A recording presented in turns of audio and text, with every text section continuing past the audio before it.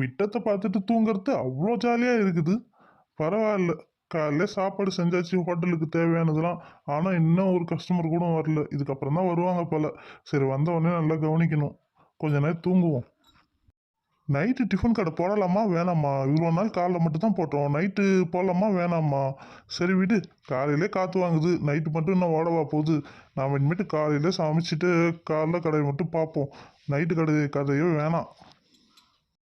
ஏதோ கஸ்டமர் வர்ற மாதிரி சத்தம் கேட்குது. சரி வரட்டும், பார்ப்போம். வந்துட்டு நம்ம படுத்துருக்கத்தை பார்த்து கடை காற்று வாங்குதுன்னு நினச்சிட்டு போயிடுவாங்க திருப்பி. அதனால முதல்ல எழுந்து உக்காருவோம். அட, என்னடா இது, கஸ்டமர் வரும் பார்த்தா 2 குட்டி பசங்க வந்திருக்குது. சரி, என்னன்னு தான் கேட்போம். அங்கிள், உங்க ஹோட்டல்ல சூடா என்ன இருக்கு அங்கிள்? குட்டி பாப்பா, சூடா அடுப்பு கறி மட்டும்தாம்மா இருக்குது. ஐயோ அங்கிள், நாங்க சாப்பிட்றதுக்கு சூடா என்ன டிஃபன் இருக்குன்னு தான் கேட்டோம். உங்க கடையில அடுப்பு கறி இருக்கா நாங்க கேட்கவே இல்லை. ஓ அப்படியா? சரி சரி. எங்கள் கடையில் வந்து சுட சுட தோசை, இட்லி, சப்பாத்தி, சாம்பார், சட்னி, அதுவும் இல்லை ஸ்பெஷலாக வந்து கேவுரு சேமியா புட்டு ஒன்று வச்சுருக்கோம். அதுவும் நல்லாயிருக்கும். கொஞ்சோண்டு டேஸ்ட் பண்ணி பாருங்கள், எப்படி இருக்குன்னு சொல்லுங்கள். அங்கிள், உங்க கடையில வந்து இந்த பூரி மசாலாலாம் எதுவும் இருக்காதா? ஏ கையல், கண்மணி, சும்மா இருக்க மாட்டீங்க. வீட்டில் தான் பூரி சாப்பிட்டீங்க, இங்கே வந்து பூரி தான் கேட்கணுமா? ஆமாம், மசாஜ் படி சொல்லு. டெய்லி நீ பூரியா சுட்டு கொடுக்குற. காலையில் இட்லினா சாயந்தரம் தோசை, காலையில் தோசைனா சாயந்தரம் இட்லி. இப்படியே தானே வாரத்துக்கு 5 நாள் ஓட்டுறீங்க. மீதி 2 நாளில் எதாவது செஞ்சு தருவீங்களான்னு பார்த்தா அப்போ வந்து நீங்கள் என்ன பண்ணுறீங்க? உப்புமா செய்கிறீங்க, அதை விட்ட கஞ்சி காய்ச்சுறீங்க. இதேமாரி தானே போகுது. எங்களுக்கு பூரி வேணும். சரிங்க, சுட சுட இட்லி இருக்குது, தோசை இருக்குது, சப்பாத்தி இருக்குது. உங்களுக்கு என்ன டிஷ்ஷுங்க வேணும்? ஆளுக்கு ஒரு தோசை வைங்க. தொட்டுக்க வடகறி அது மாதிரி ஏதாவது ஸ்பெஷலாக வச்சுருக்கீங்களா?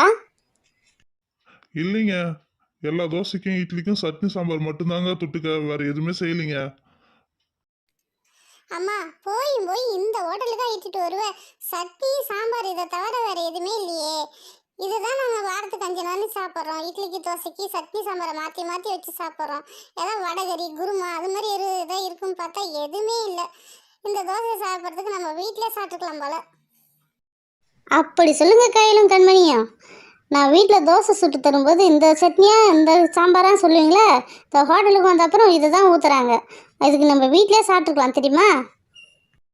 ஆமாம்மா, இந்த ஹோட்டல் சட்னி சாம்பாருக்கு நம்ம வீட்டில் செய்கிற சட்னி சாம்பாரே பரவாயில்லம்மா. என்னம்மா நீங்கள் இந்த ஹோட்டலுக்கு இட்டு வந்திருக்கீங்க? அம்மா, இந்த தோசை நல்லாவே இல்லைம்மா. அடுத்தது வேற ஏதாவது சொல்லுமா, நாங்கள் அதையே சாப்பிட்றோம். காஞ்சி போன வரட்டி மாரி இருக்குமா அந்த தோசை?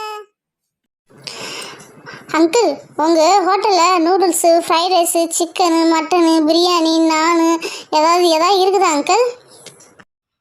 நான் மட்டும்தாம்மா இருக்கிறேன், நான் இல்லைம்மா.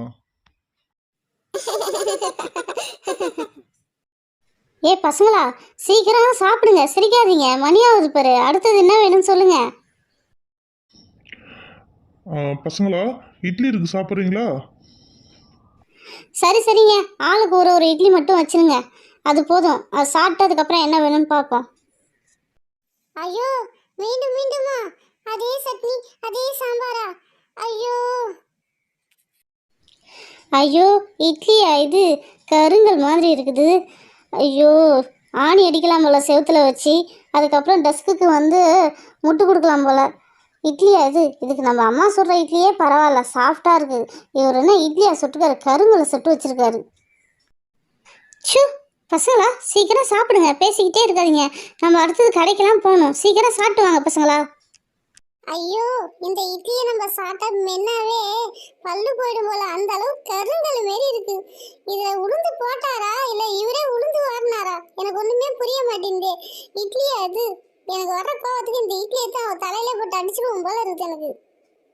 அம்மா சுட்ட இட்லியை பேசினால இது உனக்கு தேவைதான். சரி சரிங்க. அடுத்தது நம்ம ஹோட்டலில் வந்து சப்பாத்தி இருக்குது. சப்பாத்தி நல்லா இருக்கும், வேணா ட்ரை பண்ணி பார்க்குறீங்களா? சரி, இட்லி தான் இப்படி இருக்கு. இவரை பார்த்தா இந்திகார் மாரி இருக்குது.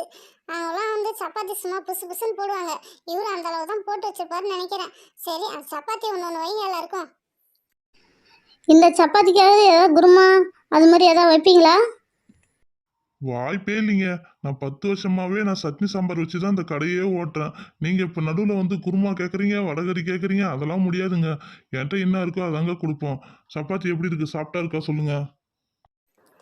ஏய் கையில சப்பாத்தி ஓரளவுக்கு பரவாயில்லல. இட்லி தோசைக்கு சப்பாத்தி பரவாயில்ல, நல்லா தான் இருக்குது. இந்த சாம்பாரை தான் ஊற்றி கொள்றாங்க.